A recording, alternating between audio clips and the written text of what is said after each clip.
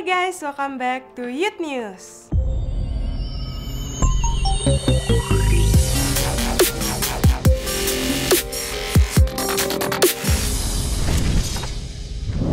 Bagi teman-teman yang minggu depan ingin beribadah secara onsite, teman-teman dapat melakukan seat booking melalui NDC Apps. Sedangkan untuk teman-teman yang ingin beribadah secara online, ibadah juga tersedia melalui YouTube channel NDC Youth.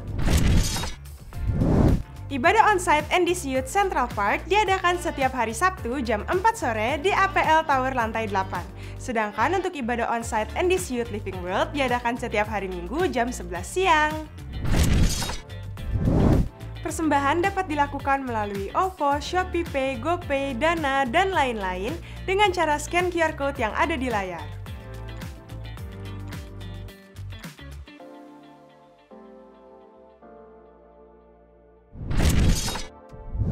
Sekian Youth News minggu ini, stay safe and God bless you.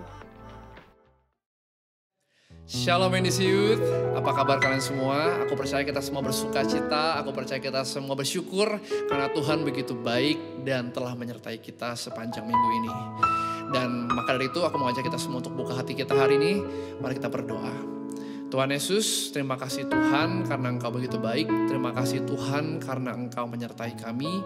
Kami percaya Tuhan, kami menyembah Tuhan yang benar. Kami menyembah Tuhan yang luar biasa bekerja dalam hidup kami. Dan kami mau memuji Engkau, menyembah Engkau Tuhan dalam hidup kami. Kami percaya Tuhan Yesus bahwa hari ini ada semua karena Engkau Tuhan. Terima kasih Tuhan Yesus. Amin.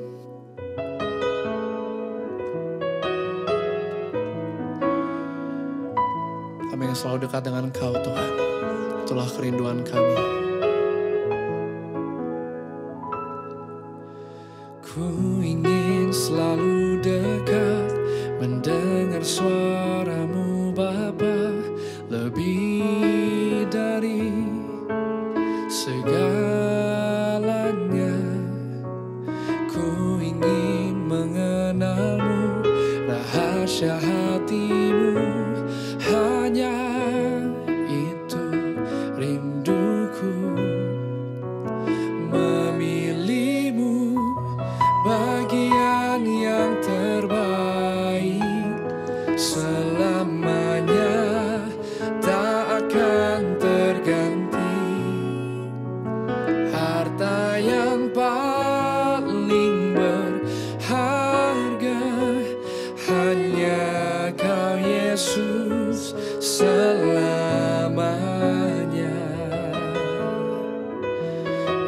Kaulah harta yang paling berharga bagi kami Tuhan. Dengan segenap hati-Mu nyatakan bersama. Ku ingin selalu dekat, mendengar suara-Mu Bapa, lebih dari segalanya. Ku ingin mengenal-Mu, rahasia hati-Mu. Hanya itu angkat tanganmu, nyatakan bersama. Memilih-Mu bagian yang terbaik. Selamanya takkan terganti. Harta yang paling berharga hanya Kau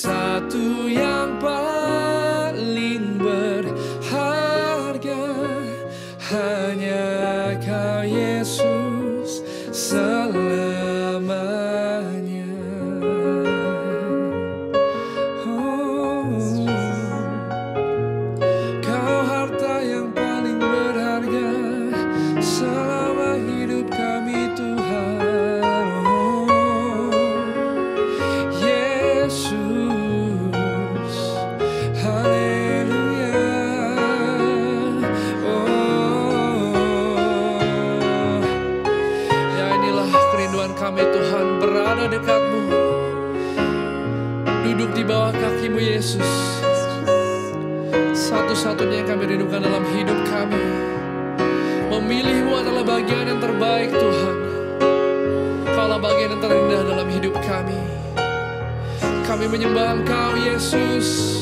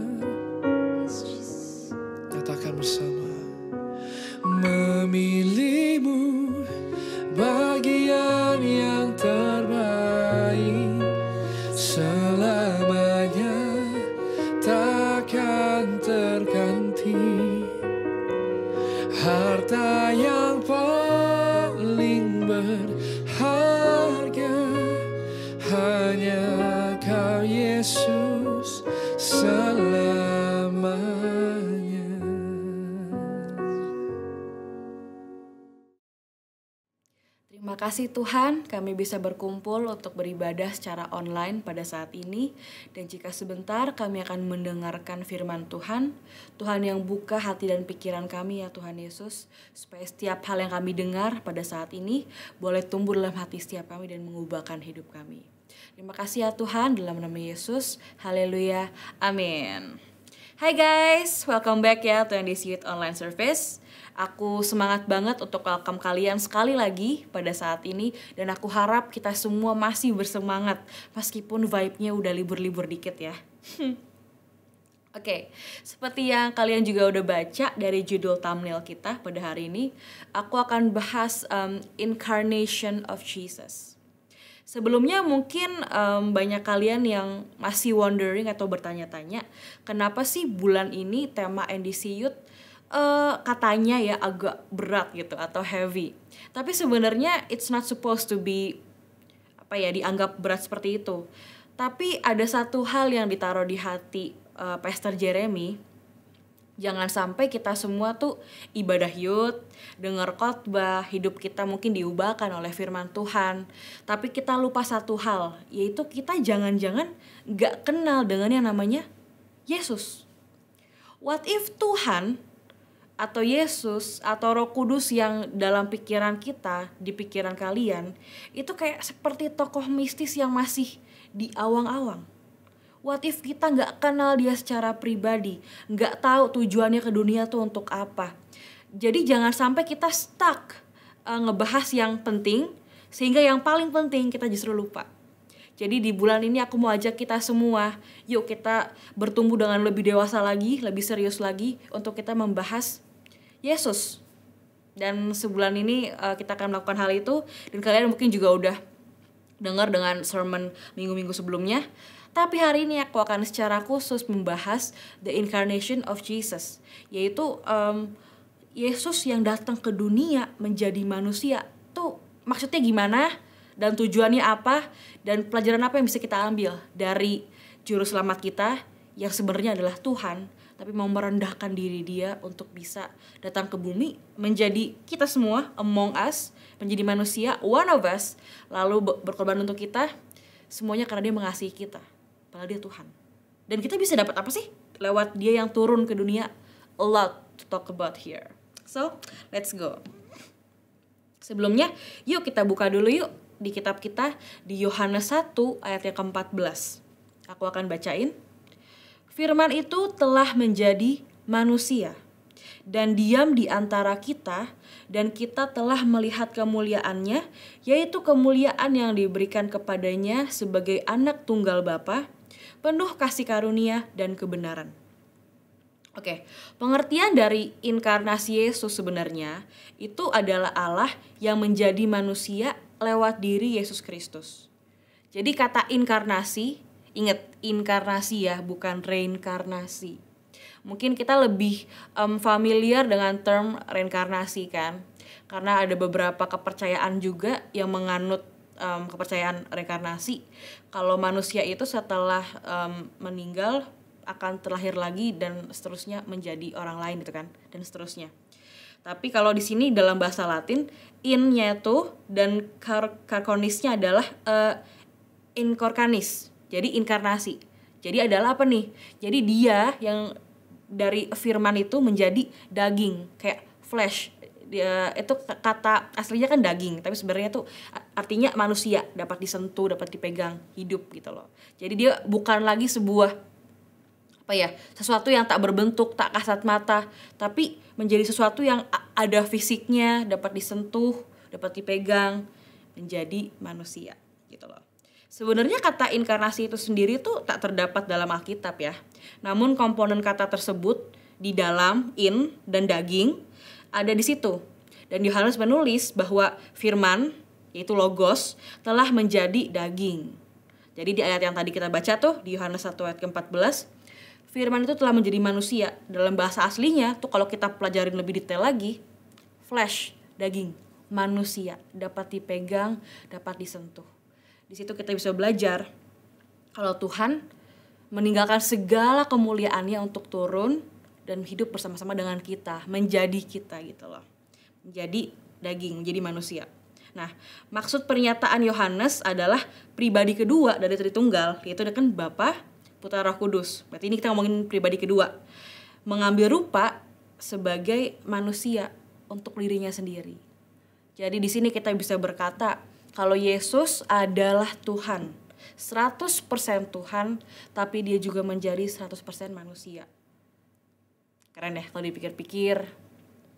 Membutuhkan sebuah cinta yang besar, juga humility yang besar gak sih? Dia harus mencintai kita dengan sangat luar biasa dan at the same time punya kerendahan hati untuk bisa turun dari segala kemuliaan dia. Jadi kita punya teman, kita punya sahabat, punya teman yang sangat luar biasa teman-teman. Tuhan kita yang mau menjadi kita untuk nyelamatin kita. That you can hold on to.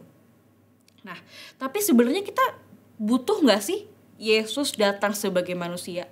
Karena meskipun kita memahami ini, mungkin banyak dari kita sebenarnya gak gitu paham kenapa kita butuh juru selamat yang turun sebagai manusia.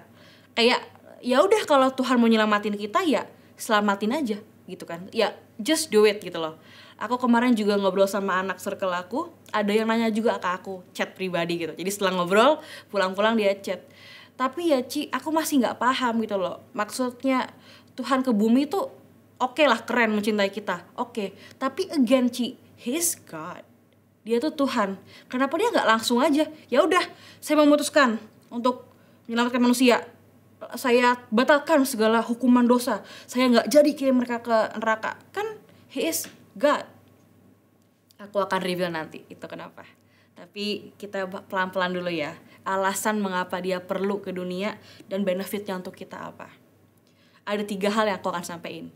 Yang pertama, kenapa sih kenapa Yesus perlu turun ke dunia? Yang pertama, untuk menyingkapkan Allah kepada kita. Jadi yang pertama, untuk menyingkapkan Allah kepada kita. Ini ya guys, meskipun Allah menyatakan dirinya dengan berbagai cara, termasuk kebesaran alam di sekitar kita, keindahan dunia ini, namun hanya inkarnasi sajalah yang menyatakan hakikat Allah secara nyata dan pribadi. Maksudnya gini loh guys, kalau ngomongin Allah, kebesarannya dia ya, kita gak pernah ngeliat Tuhan, tapi kita bisa melihat alam semesta yang luar biasa. Salah satu hal yang aku bisa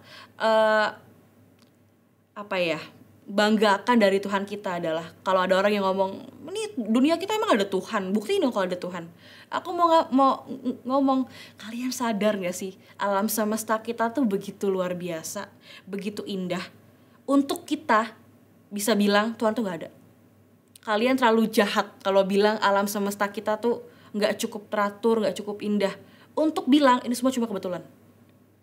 Coba kalian pikirin, tata surya kita begitu teratur, perubahan musim begitu teratur, kenapa nggak nabrak-nabrak semuanya?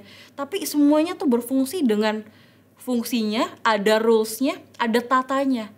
Ada yang mengatur alam semesta kita.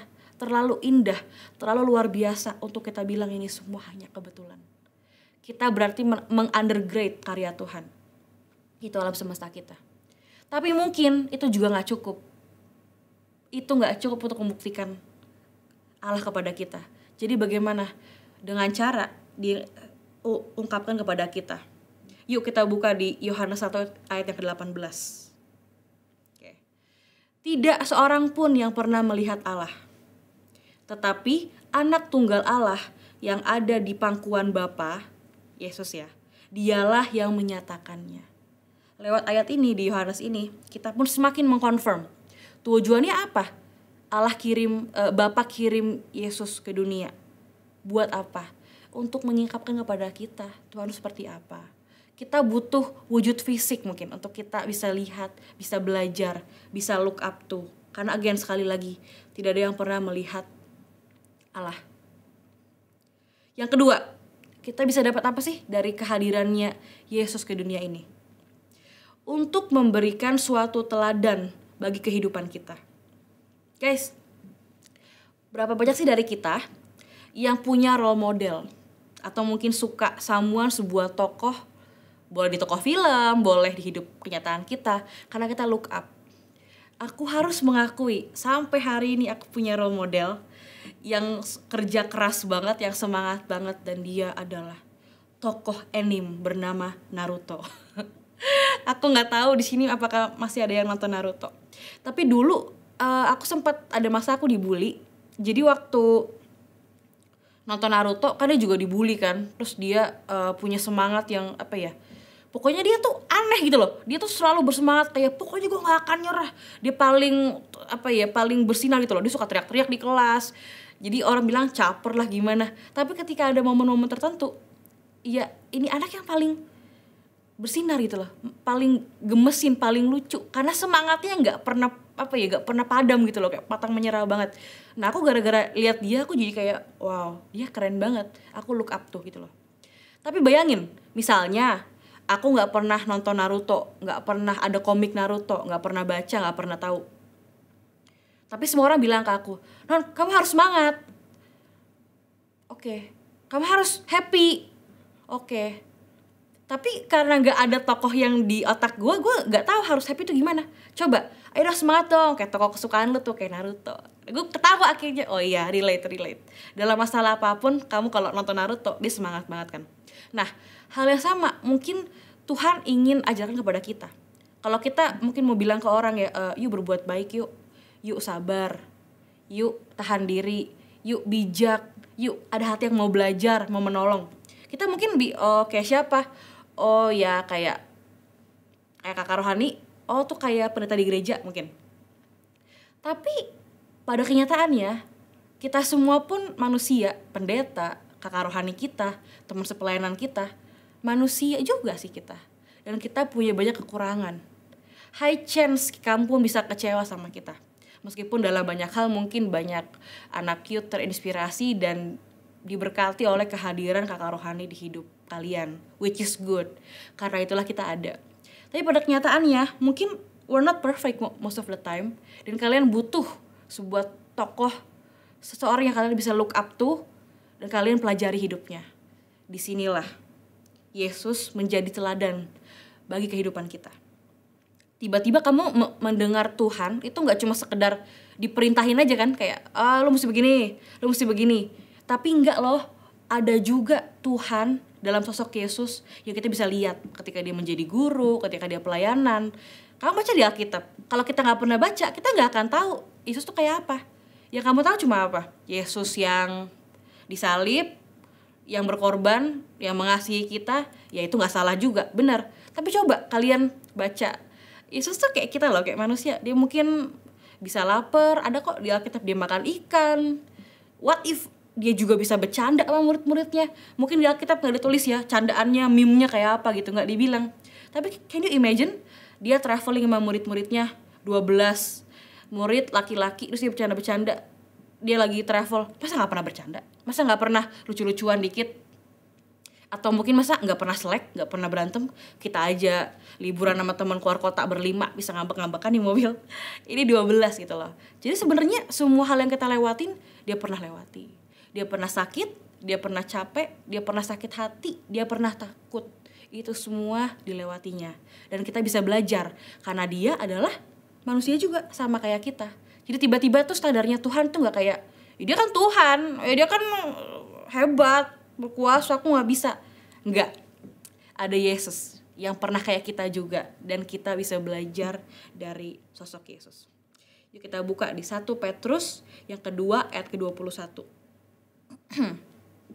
Sebab untuk itulah kamu dipanggil, karena Kristus pun telah menderita untuk kamu dan telah meninggalkan teladan bagimu, supaya kamu mengikuti jejaknya. Guys, pernah kepikiran standar Tuhan itu berat banget? Kok kayaknya Allah Bapa tuh membingungkan gitu. Mungkin kamu, lihatnya tuh kayak tokoh mistis yang kamu gak kenal kayak di awang-awang kan. Nah, lewat kehadiran Yesus sebagai manusia di sini kita bisa mengenal Tuhan on personal level.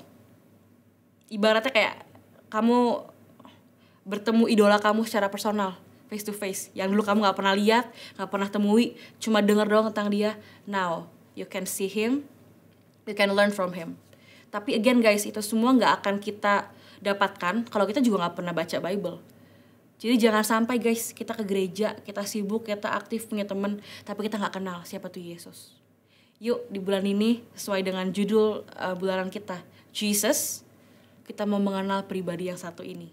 Yang mengasihi kita, yang menjadi contoh untuk kita semua. Dan kamu bahkan bisa sebut dia teman kamu, someone you know, why? Dia pernah jadi manusia sama kayak kita. Teman-teman, mari kita berdoa. Terima kasih ya Tuhan, kami bersyukur karena pada hari ini kami semua sama-sama sudah bisa belajar untuk mengenal Tuhan lebih lagi. Biarlah kami sadar Tuhan bahwa pengenalan pribadi akan Tuhan Yesus adalah suatu hal yang tak dapat digantikan. Dan biarlah mulai pada hari ini kami semua juga mengambil komitmen untuk mengenal Tuhan lebih lagi. Thank you Lord, semua yang percaya kita sama-sama katakan amin. Oke guys, firmannya udah kelar sampai hari ini, tapi jangan berhenti untuk kalian renungkan. Thank you ya guys, see you next time. Have a great weekend and God bless you.